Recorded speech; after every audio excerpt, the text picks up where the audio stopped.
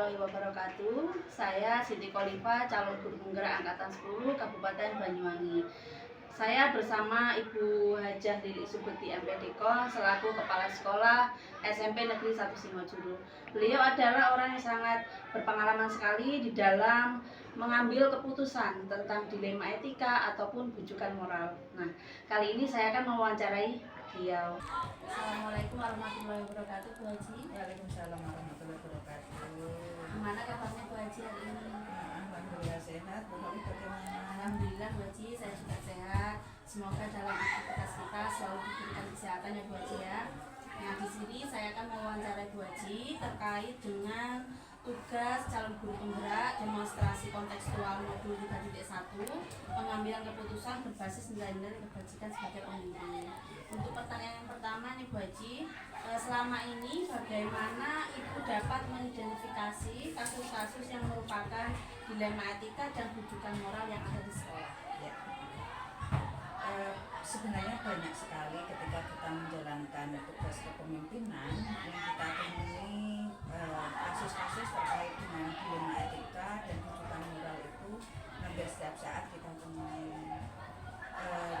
Kadang-kadang dihadapkan kepada keputusan yang harus diambil mendadak, tapi kadang-kadang juga harus direncanakan dan sebagainya. Kasus-kasus dilema etika itu dua-duanya benar sih, tetapi saling bertentangan. Misalnya mendadak kadang-kadang ada izin, misalnya ada anak saya sedang opname, kemudian izin tidak menjalankan tugas, padahal yang opname adalah keluarganya, misalnya seperti itu. Nah, seandainya sama-sama benarnya sih, menunggu anak juga benar, menunggu istri yang sakit juga benar, aktivitas yang lain yang dijalankan juga benar, tapi ada tanggung jawab yang harus dijalankan di kinerjanya.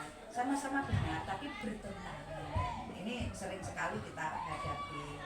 Nah, kalau bujukan moral itu kan sudah jelas tampak benar dan salah. Namun karena budaya atau yang sudah biasa terjadi, itu kadang-kadang justru memilih yang salah begitu. Ini kan sebuah dilema, jadi sebuah hal yang harus dipilih. Itu biasa terjadi seperti itu.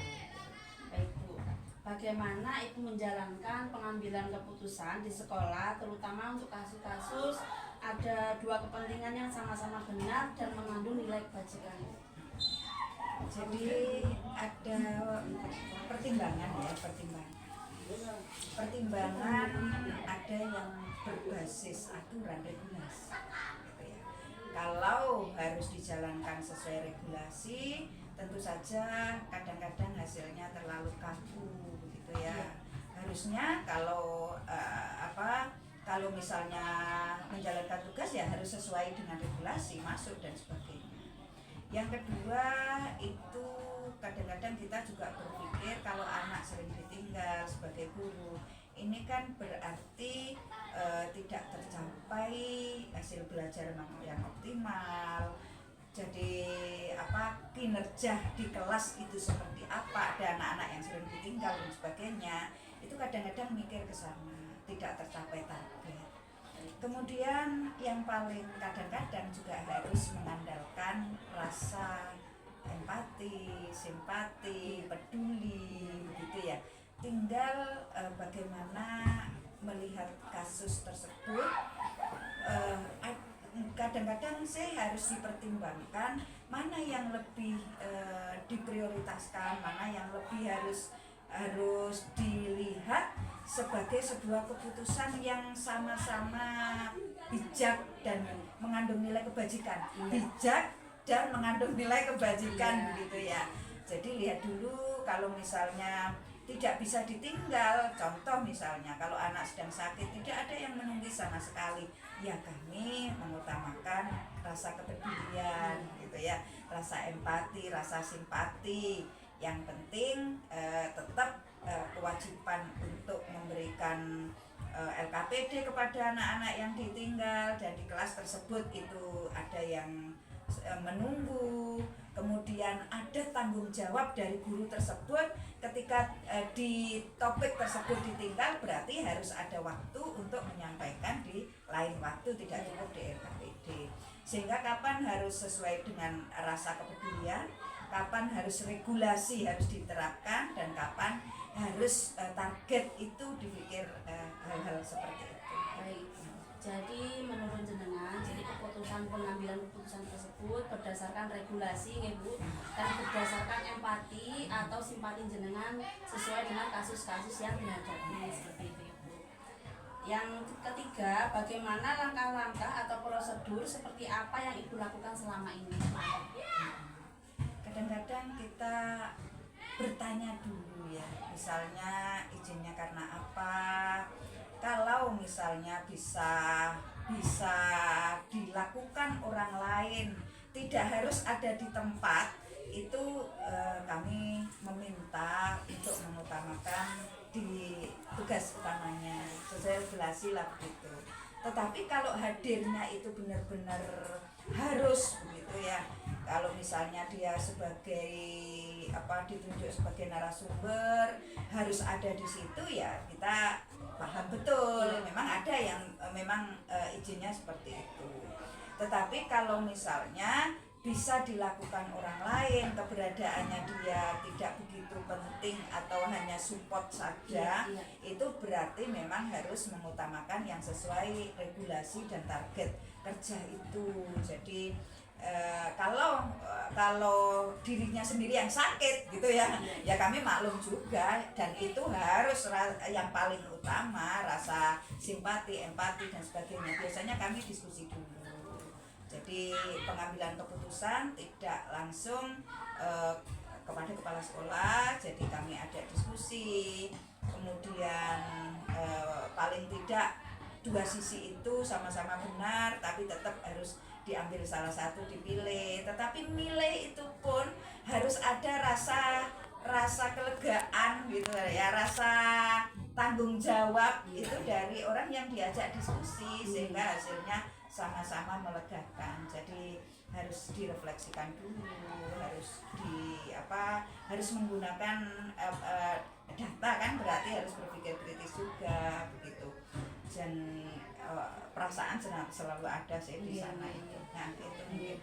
Jadi di sini Bu Haji tadi menyebutkan yang pertama bagaimana caranya itu berkaitan dengan pengambilan keputusannya nih Bu Haji, dengan cara berdiskusi ataupun dengan cara regulasi sesuai dengan peraturan yang ada di sekolah. Jadi terima kasih Ibu Haji. Untuk pertanyaan berikutnya akan dilanjutkan oleh Bapak Alfian Taufikullah. Monggo Bapak. Terima kasih. Sekarang jawab dulu. Ya. Hal apa saja yang Ibu anggap efektif dalam pengambilan keputusan dalam kasus tindakan etika tersebut? Ya, efektif itu kalau menurut saya disesuaikan dengan kondisi, gitu ya, disesuaikan dengan kondisi. Kalau betul-betul harus, sebenarnya kalau sebagai pemimpin itu harus satu, yang paling atas itu regulasi. Harusnya itu, yang paling atas itu regulasi, gitu ya. Regulasi, target kerja itu yang paling utama. Tetapi kita tidak bisa meninggalkan yang namanya rasa peduli, empati, simpati.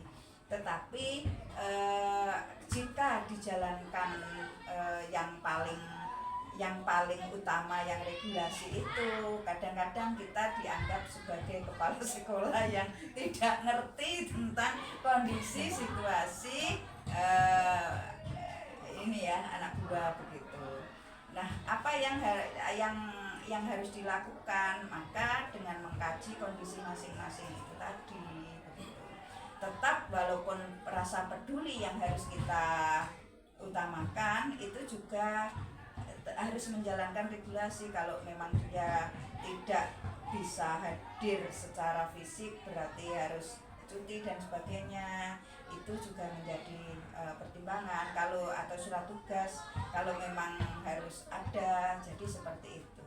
Jadi kadang-kadang juga harus ini pepatah Jawa harus dipakai gitu ya. supaya hadir mindset kita untuk mengembangkan sekolah ini tidak tergantung kepada kepala sekolah, tetapi kepada seluruh yang ada di sekolah ini. Bagaimana guru itu atau tenaga kependidikan itu satu melu andar bemo, jadi ikut memiliki kemajuan sekolah ini nggak tergantung kepada kepala sekolah, tetapi kepada kita semuanya. Kalau dengan alasan yang menurut kami ringan dan bisa dilakukan orang lain, ayo dipikir yang untuk kepentingan negara, dipinting untuk kepentingan umum, dipinting untuk kepentingan sekolah, jadi merasa ikut memiliki. Jadi tidak usah harus kita pahamkan, tapi bisa mengkaji dirinya sendiri. Kemudian lalu anggota ikut menjaga. Jadi sekolah ini mikir, nanti kalau saya tinggal, anak-anak nanti apa yang dilakukan, mungkin berpikir tentang kurang berkualitas, mungkin jika terjadi bully, mungkin akan mengganggu kelas sebelah, jadi ikut menjaga itu. Kemudian Mulat Sariro Handosowani itu mawas diri. Jadi sebelum meminta sesuatu mungkin kepada kepala sekolah atas izin dan sebagainya, itu mawas diri gitu ya. Jadi tidak khawatir juga kalau yang memiliki sifat mengutamakan keluarga, mengutamakan tugas luar itu banyak, berarti kan banyak sekali yang harus meninggalkan tugas-tugas di sini. Maka mawas diri itu menurut kami yang paling bagus. Dalam menjalankan semua itu Bu, pasti kan ada tantangannya gitu. Iya. Itu apa saja tantangan dalam pengambilan keputusan dilema tersebut? Iya. Jadi memang banyak sekali ya tantangan. Satu, kadang-kadang yang paling utama harus menata diri pada sisi pimpinan. Tidak mengizinkan itu kadang beban mental di sini. Mengatakan bahwa regulasinya begini itu butuh kekuatan yang luar biasa, nggak bisa kadang-kadang. Jadi itu tantangan yang luar biasa. Kita tidak berhadapan dengan robot masalahnya, dengan manusia yang punya persoalan pernik-perniknya banyak begitu. Sehingga kalau harus berbicara mengenai regulasinya, kemudian cekloknya, kemudian anak-anak seperti apa, berbicara seperti itu butuh kekuatan yang luar biasa. Padahal itu kan harus di atas, tapi tidak bisa. Jadi ya itu tadi, kita ambil diskusi pun juga diskusi dengan rasa gitu ya, bukan harus kaku begitu. Tantangannya memang begitu luar biasa, apalagi kalau misalnya ada gurunya, kemudian ada tugas lain dari guru tersebut, harus terpaksa meninggalkan anak dan sebagainya. Kemudian kita tahu begitu cara mengingatkannya, ini juga sebuah tantangan tersendiri. Karena yang paling utama itu tadi Mulat Sariro Handosowani itu sebenarnya pepatah Jawa yang bagus untuk mindset kita bersama, sehingga hal-hal seperti ini tidak menjadi kesulitan karena dari guru tersendiri ada kesadaran dan sebagainya seperti itu. Jadi memang tantangannya besar. Di satu sisi menjalankan regulasi berarti rasa pedulinya kurang. Kalau rasa pedulinya ada di atas, maka ini target kerja regulasi ini akan ditabrak gitu. Banyak yang menabrak gitu. Itu memang tantangan yang begitu luar biasa. Terima kasih Bu Haji, mungkin dari saya dilanjut Mbak. Selanjutnya Bu, apakah Ibu memiliki tata kala atau jadwal dalam sebuah penyelesaian kasus dilema etika, atau Ibu langsung menyelesaikan di tempat, atau memiliki sebuah jadwal untuk menyelesaikannya? Jika ada, bentuk atau prosedur seperti apa yang Ibu jalankan? Sebenarnya secara tidak langsung kita memiliki kesepakatan gitu ya. kesepakatan-kesepakatan, misalnya kecuali ada hal tertentu yang emergensi. Kalau emergensi tidak bisa dibicarakan, misalnya karena sakit, karena kecelakaan dan sebagainya, itu kan sesuatu yang emergen yang harus kita hadirkan rasa peduli yang nomor satu gitu. Berarti harus diselesaikan pada saat itu. Kemudian tentu bagaimana mengkondisikan, kita koordinasi dengan kurikulum, piket dan sebagainya. Tetapi ada kalanya dilema etika itu hal-hal yang tidak emergen. Kalau hal-hal yang tidak emergensi, misalnya ibu saya dapat tugas 1 minggu lagi, misalnya seperti itu, saya dapat ada kegiatan lain menghadiri wisuda anak saya, misalnya saya ada tugas lain, misalnya ada keluarga saya yang luar kota, saya harus hadir dan sebagainya. Itu biasanya kita tempuh kita selesaikan dengan tentu saja dengan diskusi, dengan kalau terjadwal sih mungkin biasanya pada saat rapat-rapat refleksi di kita seperti itu. Tetapi kalau misalnya terkait dengan menentukan benar salah dan sebagainya, bukan moral, itu ada yang kadang-kadang harus dirundingkan bersama. Kita kadang-kadang memilih mohon maaf, kadang-kadang yang sudah menjadi budaya itu terus dilestarikan padahal salah begitu, dan ini butuh kesepakatan. Nah, kesepakatan itu kan harus direncanakan bersama-sama begitu. Kadang-kadang seperti itu gitu. Mungkin itu Bu Faik. Kemudian tentunya adakah seseorang atau faktor-faktor apa yang selama ini mempermudah membantu ibu dalam pengambilan sebuah keputusan dalam kasus dilema etika? Jadi yang paling banyak membantu ini di sekolah ini kan, walaupun kepala sekolah itu sebagai top leader, tapi ada yang membantu kita, yang menguatkan dalam mengambil keputusan. Jadi ada tim pengemban sekolah, ada kurikulum, kalau terkait dengan anggaran ada bendahara, seperti itu. Selalu saja harus mempertimbangkan itu, karena kalau misalnya pas ada tugas dari dinas pendidikan, suratnya ada, yang keluar 8 gitu.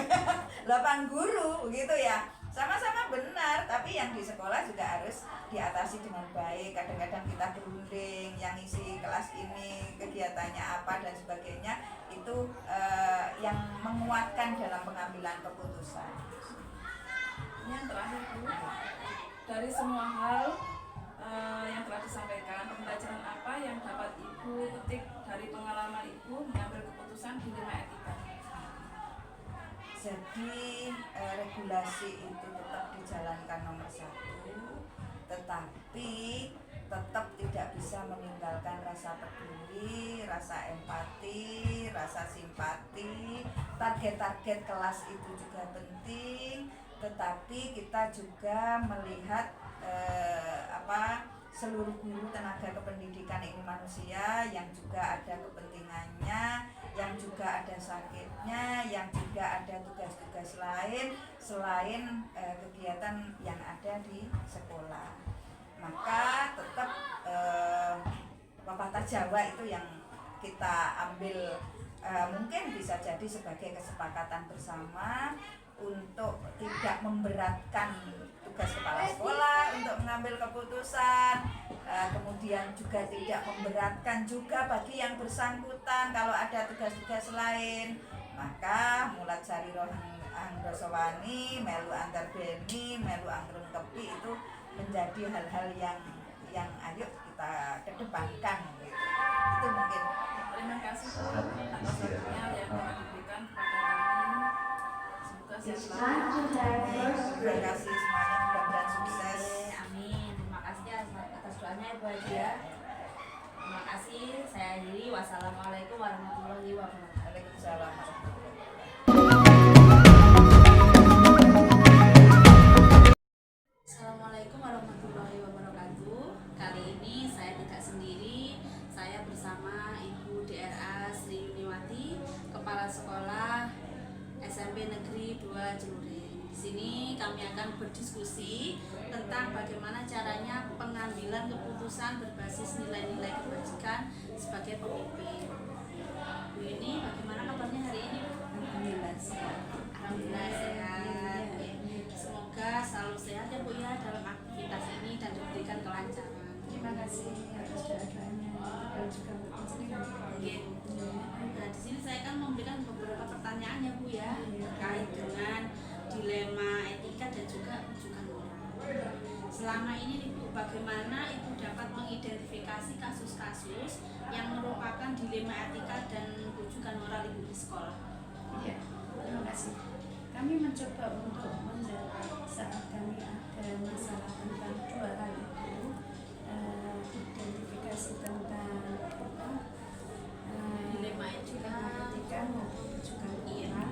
Kami fokuskan dulu tentang siapa yang menjadi tokoh permasalahan di sana, sumbernya dari siapa, kemudian prinsipnya apa yang dipermasalahkan, kemudian bagaimana penanganannya, apakah guru BK-nya sudah terlibat di sana menurut prosedurnya.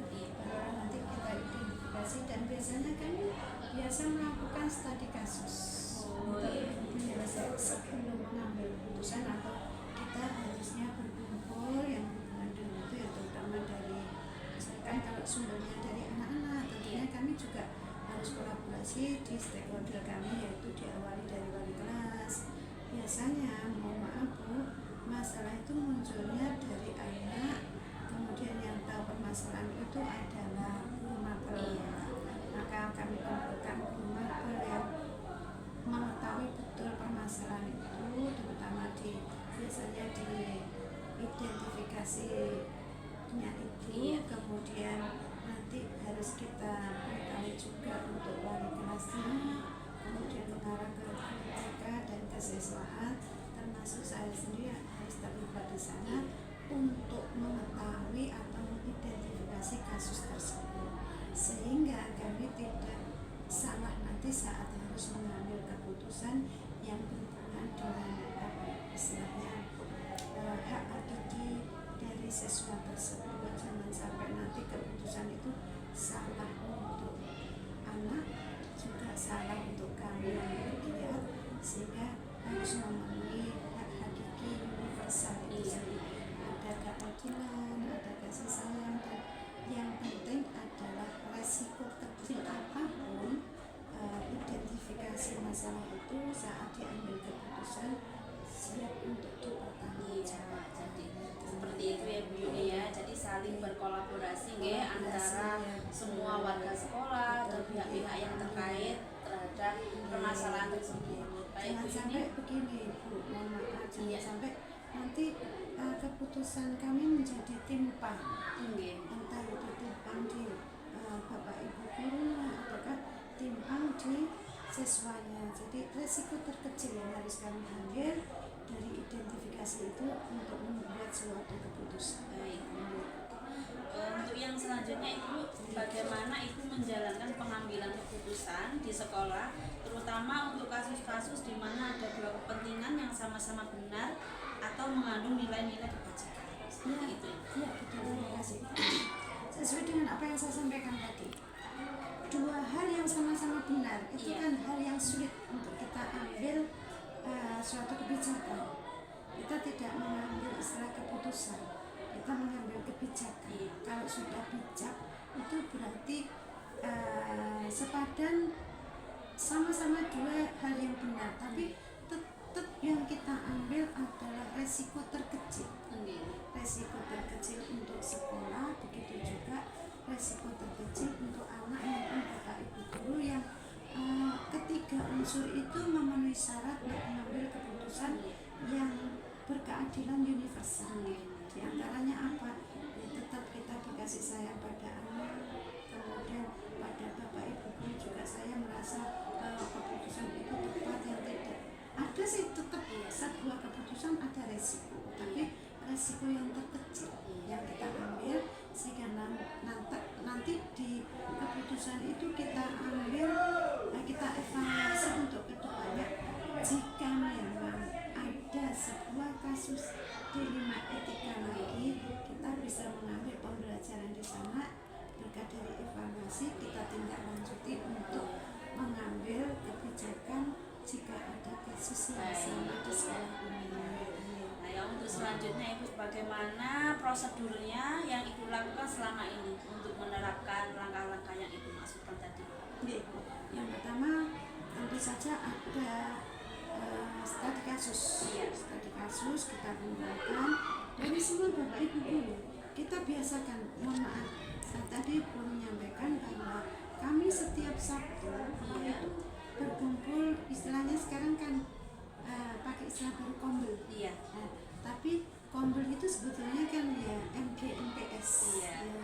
Kami kuatkan di sana, jadi ada jeda kalau tidak salah tidak lebih dari 45 menit kami kumpul di satu ruangan. Kebetulan di satu ruangan kosong di lantai 3 itu kami studi kasus atas kejadian-kejadian selama 1 minggu yang lalu.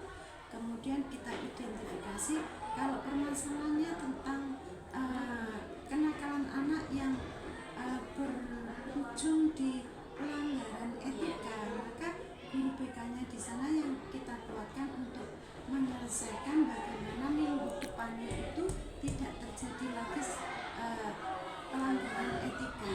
Pelanggaran etika yang misalkan harusnya datang ke sekolah ini sudah berpakaian rapi dan banyak di antara anak-anak masuk halaman masih dasinya belum dipasang, itu kan berarti pelanggaran etika yang dimaksud dalam aturan atau tata tertib sesuai. Tapi mohon maaf, dengan kombul itu yang kita kuatkan, kita bisa membenahi diri untuk 1 minggu ke depannya.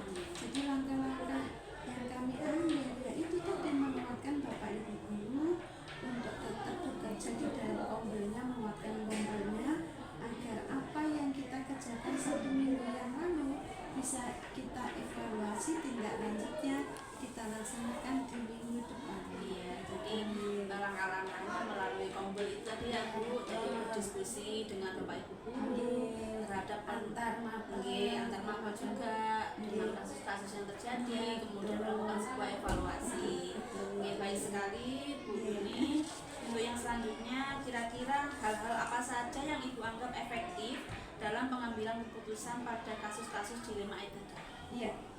Dilema etika yang kasusnya maksudnya yang paling efektif adalah kita kuatkan kebersamaan Bapak Ibu guru dalam satu tugas tertentu.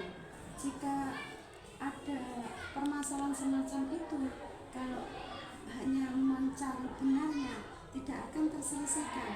Maka kasus sekecil apapun kita kuatkan kebersamaan dan kita kuatkan di tupoksinya masing-masing. Andai itu di ranahnya kesiswaan, harusnya kesiswaan juga dengan timnya pembina konsentrasinya harus menyelesaikan itu.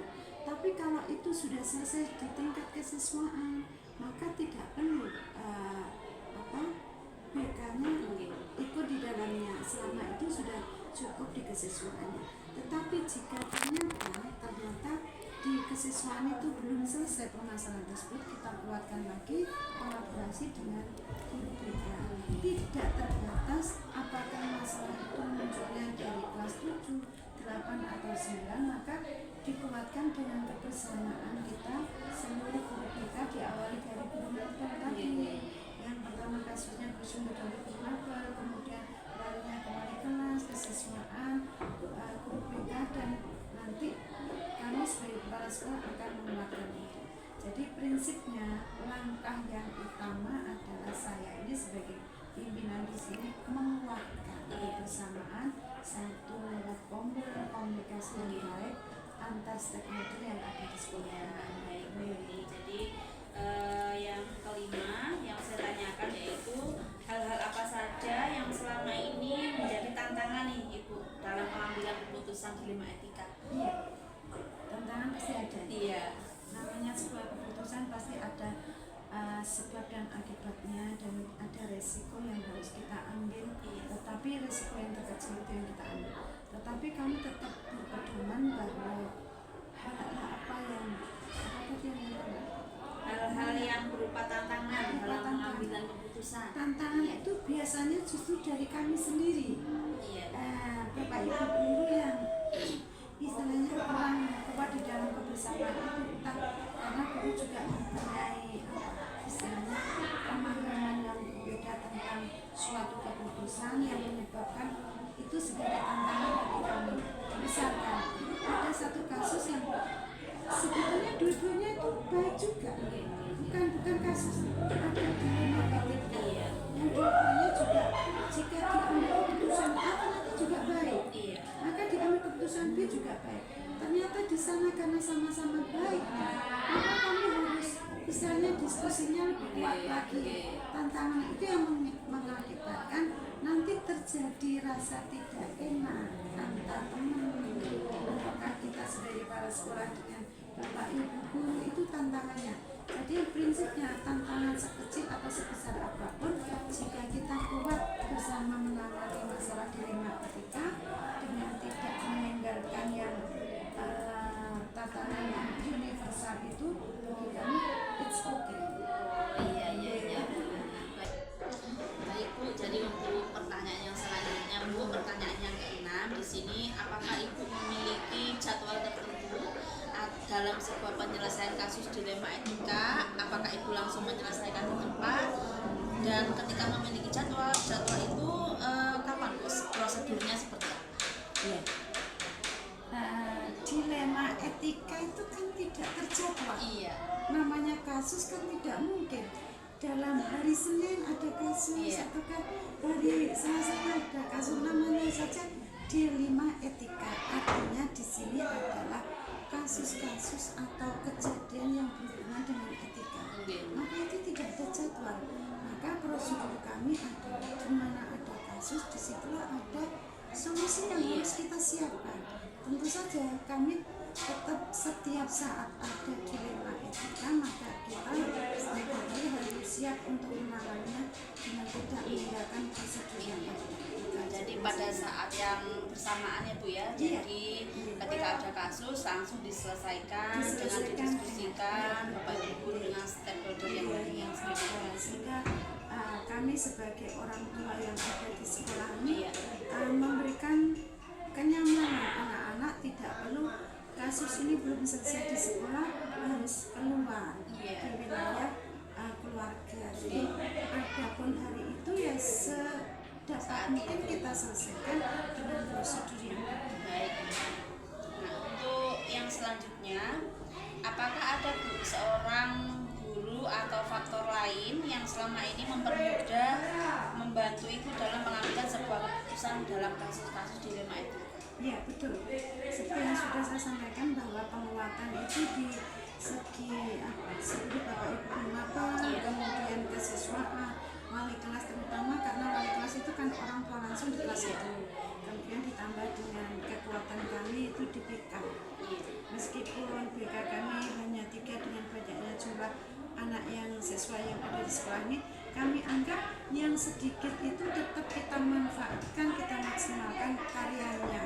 Jadi kami menjadi kuat karena memang stakeholder atau teman-teman di sini meskipun banyak kasus atau misalkan kasusnya perlu ditangani dengan segera, kami tetap kuat untuk menyelesaikannya karena kekuatan kebersamaan itu terjadi di sekolah ini. Jadi sangat luar biasa sekali ya Bu ya. Jadi di sini jenengan berkolaborasi dengan guru-guru yang lain, dengan wali kelas, dengan BK. Jadi untuk membantu terlaksananya pengambilan keputusan seperti itu. Kami juga tidak mungkin setiap ada kejadian dilema etika harus saya selesaikan sendiri. Karena itu juga akan memberikan pengalaman pada Bapak Ibu guru di sini bahwa kalau ada kasus semacam ini harusnya bagaimana dan pembelajaran yang terbaik juga untuk Bapak Ibu. Tidak harus semua kasus itu atau dilema etika harus diselesaikan langsung oleh kepala sekolah.